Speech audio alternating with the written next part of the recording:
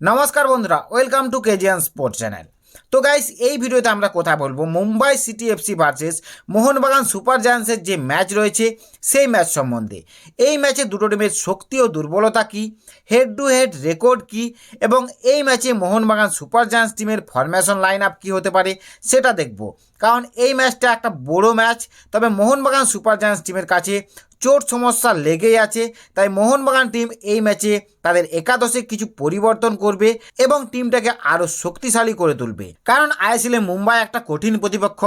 Mohun Bagan super giants যেমন শক্তিশালী team, তেমনই মুম্বাইও দুরন্ত একটা টিম।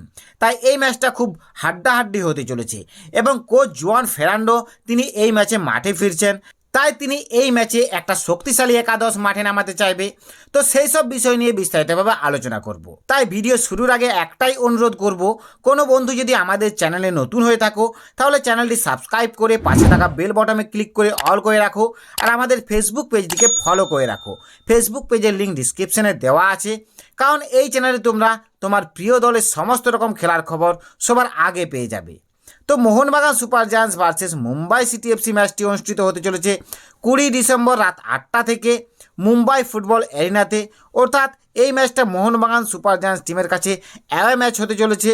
এবার দুটো টিমের হেড টু হেড রেকর্ডের কথা বললে Mumbai city FC versus Mohun Bagan super giants last 5 ম্যাচের মধ্যে মুম্বাই সিটি এফসি 3টা ম্যাচ জিতেছে এবং 2টো ম্যাচ ড্র হয়েছে। এবং মোহনবাগান সুপার জায়ান্টস টিম এখনও একবারও মুম্বাই সিটি এফসিকে হারাতে পারেনি। তাই হেড টু হেডের নিরিখে মুম্বাই সিটি এফসি অনেকটাই এগিয়ে আছে মোহনবাগানের তুলনায়।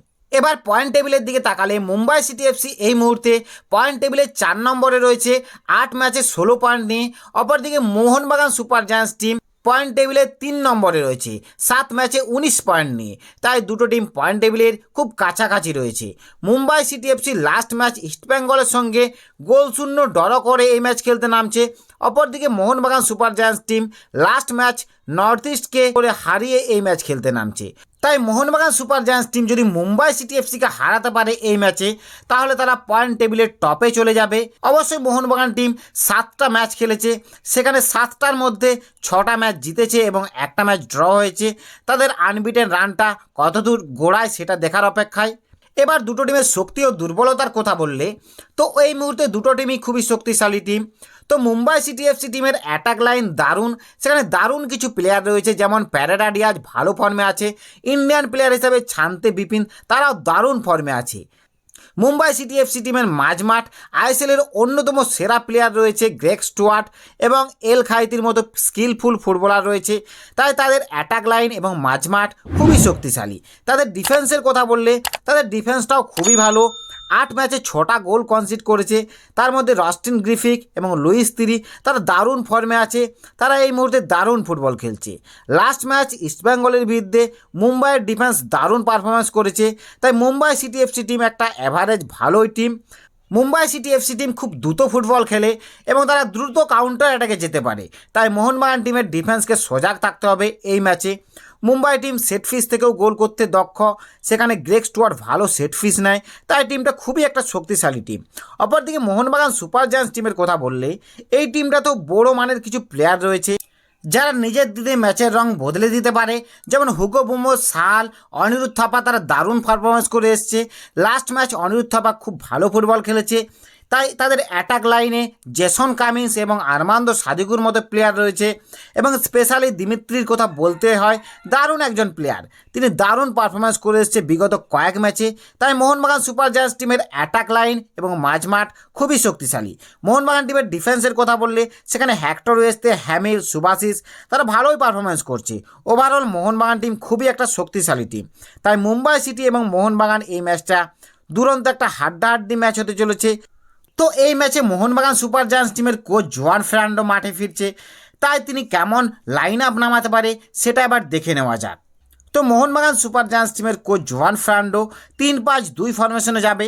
সেখানে গোলে স্টার্ট করবে বিশাল কাইত, আর 3 জনের ডিফেন্সে সুভাশিস বোস, ব্র্যান্ডন হ্যামিল এবং হেক্টর ওয়েস্তে স্টার্ট করবে।